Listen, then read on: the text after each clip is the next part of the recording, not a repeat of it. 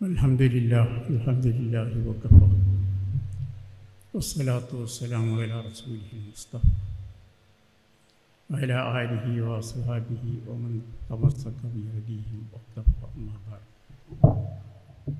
وقد قال الله تعالى في القرآن الكريم: منهم من يقول ربنا آتنا في الدنيا حسنة وفي الآخرة حسنة وقنا عذاب النار.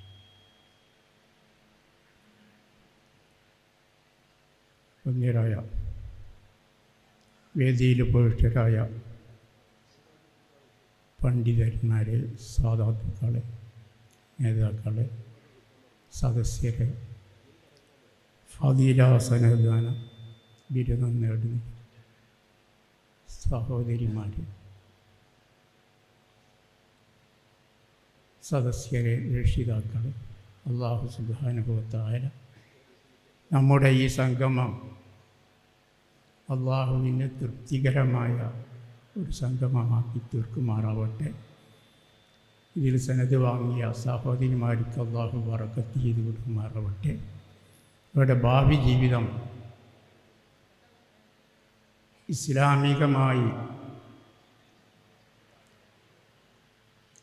ഇസ്ലാമിക നിയമമനുസരിച്ച് ജീവിക്കുവാൻ അല്ലാഹു തൗഫീഖ് നൽകുമാറാവട്ടെ. ഇപ്പോൾ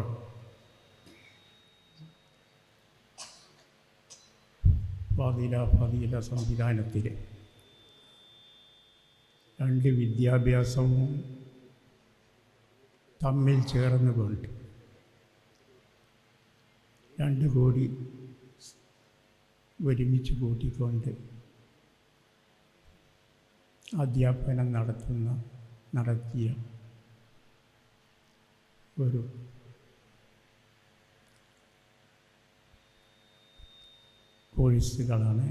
രണ്ട് കോഴ്സുകളാണ് ഫാദിലയും ഫാദിലും. അതിൻ്റെ ആദ്യത്തെ സനദ്ദാന സമ്മേളനത്തിലാണ് നാം സംബന്ധിച്ചിരിക്കുന്നത്.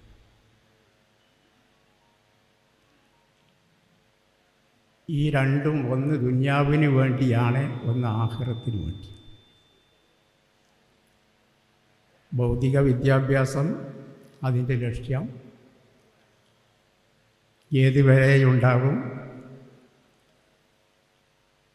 ഇവിടെ നിന്ന് നാം ഈ റൂഹ് നമ്മിൽ നിന്ന് വേർപിരിയുന്നത് വരേക്കുമേ ഉണ്ടാകും. പിന്നീട് അതിൻ്റെ പ്രയോജനം ഉണ്ടാവുകയും, എത്ര വലിയ ഭൗതിക വിദ്യാഭ്യാസമാണെങ്കിലും അതെല്ലാം ഖബർ വരെ ഉണ്ടാവും. ഖബർ എത്തിക്കഴിഞ്ഞാൽ നീ ഇന്ന ഡിഗ്രി പാസ്സായോ എന്ന് ഖബറിൽ ചോദിക്കുകയും പിന്നെ നമുക്ക് ഫലപ്പെടുന്നത് നമ്മുടെ ദീനീ വിദ്യാഭ്യാസമനുസരിച്ചുള്ള ചിട്ടയും നമ്മിൽ എത്ര കണ്ടുണ്ടായിരുന്നു അത്ര കണ്ടായിരിക്കും. ദുനിയാവും ദീനും തമ്മിലുള്ള താരതമ്യം പടത്തിയ പണ്ഡിതന്മാർ പറയുന്നത് ദുനിയാവും ആഖിറയും ദർറത്താനിയാണ് എന്ന് പറഞ്ഞു. എന്ന് പറഞ്ഞാൽ രണ്ട് മറുഭാര്യമാർ, ഒരാൾക്ക് രണ്ട് ഭാര്യമാരുണ്ടെങ്കിൽ എങ്ങനെയാണ് അതേപോലെ. ഒരു കവി പറഞ്ഞു: തസവ്വജ്തു സിനത്തൈനി ലിഫർത്തി ജഹിലി ബിമാ യൽഖാ ബിഹി സൗജു സിനത്തൈനി. ഒരാളോട് പറഞ്ഞു, ഒരാൾക്ക് ജീവിത സുഖം കിട്ടണമെങ്കിൽ രണ്ട് ഭാര്യമാരെ വിവാഹം കഴിക്കാം, എന്നാലേ ജീവിതത്തിൽ സുഖം അനുഭവിക്കാൻ കഴിയുള്ളൂ എന്ന് പറഞ്ഞപ്പോൾ ഈ സാധു അത് സത്യമാണെന്ന് മനസ്സിലാക്കിക്കൊണ്ട് രണ്ട് ഭാര്യമാരെ വിവാഹം കഴിച്ചു. എന്നിട്ട് അദ്ദേഹം പാടിയതാണ്: തസവ്വജ്തു സിനത്തൈനി ബിഫർത്തി ജഹിലി ബിമാ യൽഖാ ബിഹി സൗജുസിനത്തൈൻ. ഞാൻ 2 ഭാര്യമാരെ വിവാഹം കഴിച്ചു എൻ്റെ കഠിനമായ അജ്ഞത കാരണത്താൽ, വിവരക്കേട് കാരണത്താൽ.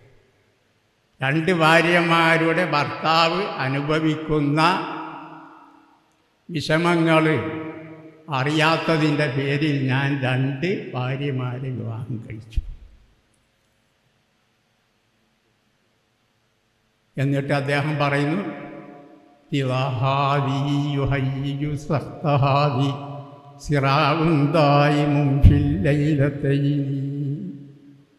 ഭാര്യയെ സന്തോഷിപ്പിക്കുകയാണെങ്കിൽ മറ്റേ ഭാര്യയ്ക്ക് ഇഷ്ടമില്ല, മറ്റേ ഭാര്യയെ സന്തോഷിപ്പിക്കുകയാണെങ്കിൽ ഈ ഭാര്യയ്ക്ക് ഇഷ്ടം. 2 രാത്രിയിലും ഈ ഭാര്യയ്ക്ക് നിശ്ചയിച്ച രാത്രിയും മറ്റേ രാത്രിയും എന്നും തമ്മിൽ പരസ്പരം ശണ്ടയും കുഴപ്പവും മാത്രം.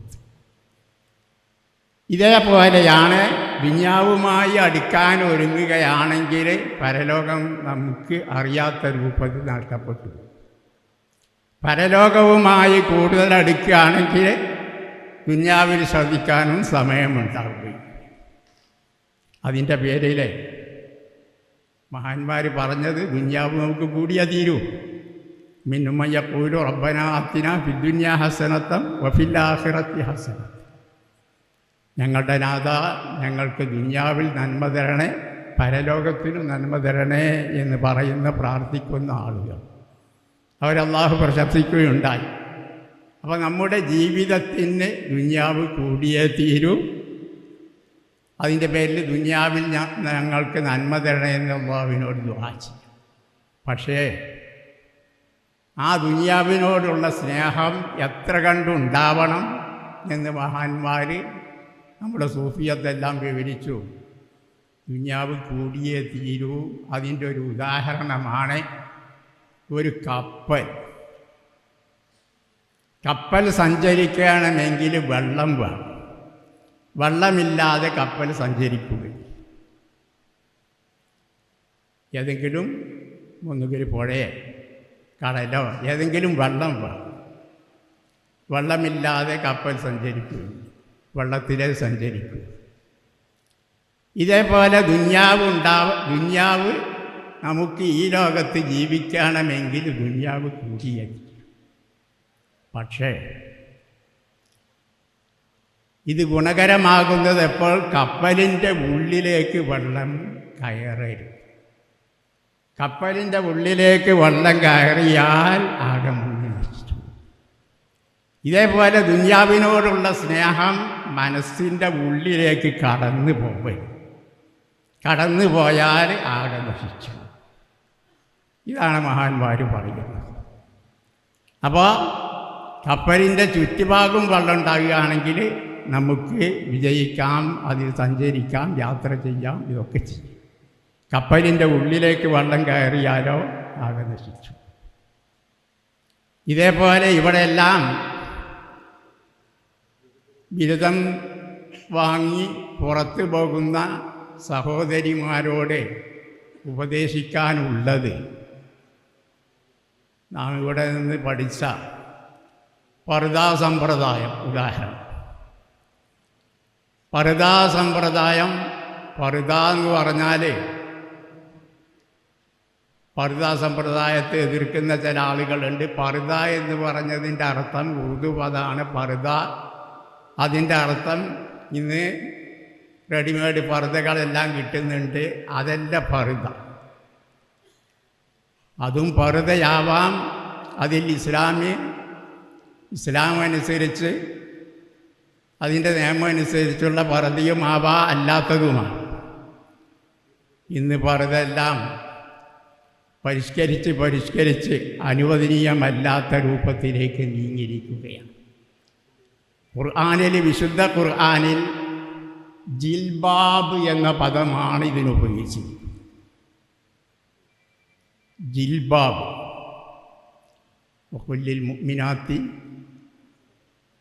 സത്യവിശ്വാസികളോട് പറയുവാൻ വേണ്ടി പറഞ്ഞു. വഖുല്ലിൽ മുഅ്മിനാത്തി യുദ്നീന അലൈഹിന്ന മിൻ ജലാബീബിഹിന്ന എന്ന് പറഞ്ഞു. യാ അയ്യുഹൻ നബിയ്യു ഖുല്ലി അസ്വാജിക വനിസായിക ബനാത്തിൽ മുഅ്മിനീന യുദ്നീന അലൈഹിന്ന മിൻ ജലാബീബിഹിൻ. റസൂലുള്ളാഹിയോട് പറയാണ്, യാ അയ്യുഹൻ നബിയ്യു കുല്ലി അസ്വാജിക, നബിയുടെ ഭാര്യമാരോട് പറയുക, നബിയുടെ പുത്രിമാരോട് പറയുക, സത്യവിശ്വാസികളുടെ ഭാര്യമാരോടും പറയുക, അവരുടെ ജിൽബാബുകൾ താഴ്ത്തിയിടുവാൻ വേണ്ടി പറയുക. ജിൽബാബ് എന്ന പദത്തിന് മലയാളത്തിൽ മൂടുവസ്ത്രം എന്നൊക്കെ പറയും. ശരീരം മൂടുന്ന വസ്ത്രമായിരിക്കും. ഇത് പർദ്ദയുടെ ഒരിനം. സ്ത്രീകൾ അന്യപുരുഷന്മാരിൽ നിന്ന് മറഞ്ഞിരിക്കേണ്ടതാണ്. അന്യപുരുഷന്മാരുമായി ബന്ധപ്പെടാൻ പാടില്ല എന്നൊക്കെയാണല്ലോ ഇസ്ലാമിക നിയമം. അതുകൊണ്ടാണല്ലോ ഇപ്പോൾ ഇന്ന് പല കുഴപ്പങ്ങളും ഉണ്ടായത്. അപ്പോൾ അന്യപുരുഷന്മാരുമായി ബന്ധപ്പെടാതിരിക്കാൻ ഇസ്ലാം കൽപ്പിച്ചത്, ഒന്ന്, സ്ത്രീകൾ കഴിയുന്നതും വീട്ടിൽ തന്നെ അടങ്ങി ഒതുങ്ങിയിരിക്കണം, കഴിയുന്നതും പുറത്ത് പോകണം. ഇനി അത്യാവശ്യമാണെങ്കിൽ പുറത്ത് പോകണം. പുറത്ത് പോകുമ്പോൾ ധരിക്കേണ്ടുന്ന പർദ്ദയാണ് അല്ലാഹു തആല പറഞ്ഞത്, യുദ്നീന അലൈഹിന്ന മിൻ ജലാബീബിഹിൻ. അവർ പുറത്ത് പോകുമ്പോൾ അവരുടെ വസ്ത്രം, അവർ മൂടുന്ന വസ്ത്രം താഴ്ത്തിയിടേണ്ടതാണ്.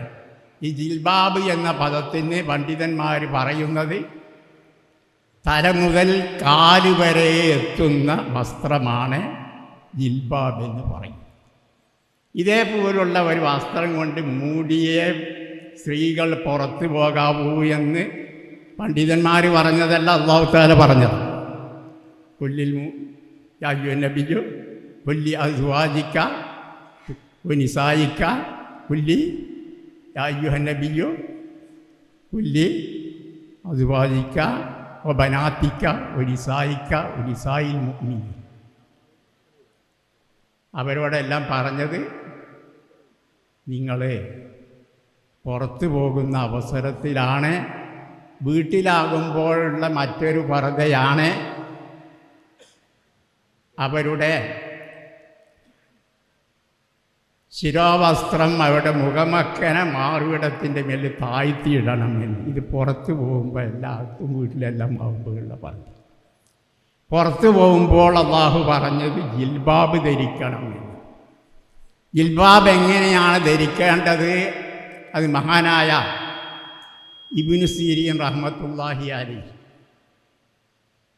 അബീദത്തു സൽമാനിയോട് ചോദിച്ചു, എങ്ങനെയാണ് ഈ ജിൽബാബ്, അതെങ്ങനെയാണ് ധരിക്കേണ്ടത് എന്ന് ചോദിച്ചപ്പോൾ അദ്ദേഹത്തിൻ്റെ തോളിലുണ്ടായിരുന്ന ഒരു ഷാല് തലയിലിട്ടുകൊണ്ട് കാണിച്ചു കൊടുത്തു. തലയിടും കണ്ണും ഒരു കണ്ണ് മാത്രം പുറത്ത് ആക്കിക്കൊണ്ട്, ഇടത് കണ്ണ് മാത്രം പുറത്താക്കിക്കൊണ്ട് തലയും ശരീരത്തിൻ്റെ എല്ലാ ഭാഗങ്ങളും മറക്കുന്ന നിലത്ത് മൂടി കാണിച്ചു കൊടുത്തു. ഇതാണ് ജിൽബാബ്. ഇങ്ങനെയുള്ള വസ്ത്രം ധരിക്കണമെന്നാണ് അല്ലാഹു തആല പറഞ്ഞത്. അതിന് പകരമായിട്ടാണ് ഇന്ന് നമ്മുടെ പർദ്ദ ധരിക്കുന്നത്. അതെല്ലാം പരിഷ്കരിച്ച് വളരെ കൂടുതൽ പരിഷ്കരിച്ച് വന്നിരിക്കുന്നു. ഇത് ധരിക്കുമ്പോൾ പ്രത്യേകമായി മഹാന്മാർ പറഞ്ഞത്, ശരീരത്തിൻ്റെ നിമ്നോന്നതി വെളിപ്പെടാത്ത രൂപത്തിലാണ്. നിമ്നോന്നതി എന്ന് പറഞ്ഞാൽ പൊന്തലും താഴ്ചയും, ശരീരത്തിൻ്റെ പൊന്തലും താഴ്ചയും പുറത്ത് വെളിക്ക് കാണാത്ത രൂപത്തിലായിരിക്കും. അപ്പോൾ സാധാരണ ഇന്ന് അര കുടുക്കിയിട്ടാണ് പല പർദ്ദകളുമുള്ളത്. അത് പർദ്ദയായി കണക്കാക്കുന്നത്. അപ്പോൾ ശരീരത്തിൻ്റെ പൊന്തലും താഴ്ചയും കാണാത്ത രൂപത്തിലുള്ളതാവണം, തെളിഞ്ഞു കാണുന്നതാവരുത്. ഇതെല്ലാം അതിൻ്റെ നിബന്ധനയാണ്. അപ്പോൾ ഈ നിബന്ധന അനുസരിച്ച് നാം പ്രവർത്തിച്ചെങ്കിൽ മാത്രമേ പർദ്ദ ധരിച്ചതായി കണക്കാക്കൂ. റസൂലുള്ളാഹി സ്വല്ലല്ലാഹു അലൈഹി വസല്ലം, ഞാൻ കൂടുതൽ നീട്ടുന്നില്ല, റസൂലുള്ളാഹി സ്വല്ലല്ലാഹു അലൈഹി വസല്ലമയുടെ ഒരു ഹദീസ് കൂടി പറഞ്ഞുകൊണ്ട് ഞാൻ ഉപസംഹരിക്കുകയാണ്. റസൂലുള്ളാഹി പറഞ്ഞു, സിൻഫാനി മിൻ അഹ്ലിന്നാറി ലം അറഹു. 2 വിഭാഗം നരകവാസികളാണ് എന്ന് റസൂലുള്ളാഹി. അവരെ കാണാൻ എനിക്ക് കഴിഞ്ഞിട്ടില്ല, എൻ്റെ ശേഷം വരുന്നവരാണ് എന്ന് പറഞ്ഞു. അവരിൽ ഒരു വിഭാഗമാണ് വനിസാവും കാസിയാത്തും നാരിയാത്തും മുമീലാത്തും മായിലാത്ത്. വസ്ത്രം ധരിച്ച നഗ്നകളായ സ്ത്രീ. കാഴ്ചയിൽ വസ്ത്രമുണ്ട്, യഥാർത്ഥത്തിൽ നഗ്നകളാണ്. മുമീലാത്ത് പറഞ്ഞാൽ ആളുകളെ ആകർഷിക്കുന്ന രൂപത്തിലുള്ള വസ്ത്രം ധരിക്കുന്നത്. മായിലാത്ത് ചാഞ്ഞു കുണുങ്ങി നടക്കുന്നവർ, അന്യപുരുഷന്മാരെ ആഗ്രഹിപ്പിക്കുവാൻ വേണ്ടി ചാഞ്ഞു കുണുങ്ങി നടക്കുന്ന ആളുകൾ, അവരെപ്പറ്റി റസൂലുള്ളാഹി പറഞ്ഞത് അവർ ലാ യദ്ഖുലുൽ ജന്ന, ഒരിക്കലും സ്വർഗത്തിൽ കടക്കുകയില്ല. സ്വർഗത്തിൻ്റെ പരിമളം വളരെ കൂടുതൽ ദൂരത്തേക്ക് എന്ന് പറഞ്ഞാൽ ഒരു റിവായത്തിലുണ്ട് 500 വർഷത്തെ ദൂരത്തേക്ക് അടിച്ചു വീശുന്ന ആ സ്വർഗത്തിൻ്റെ പരിമളം പോലും അവർക്ക് ആസ്വദിക്കാൻ കഴിയുകയില്ല. അപ്പം ഈ ഇനത്തിൽ നാം പെട്ടുപോകരുത്. അള്ളാഹു നമ്മെല്ലാം രക്ഷിക്കട്ടെ, നമ്മുടെ സഹോദരിമാരെല്ലാം രക്ഷിക്കട്ടെ. അള്ളാഹു സുബ്ഹാനഹു വ തആല ദീനനുസരിച്ച് ഇവിടുന്ന് പഠിച്ച ഈ ഫളീല ഉപയോഗപ്പെടുത്തി ദീനനുസരിച്ച് ജീവിക്കുവാനുള്ള തൗഫീഖ് നൽകുമാറാവട്ടെ. വആഖിറു ദഅ്വാനാ അൽഹംദുലില്ലാഹി റബ്ബിൽ ആലമീൻ.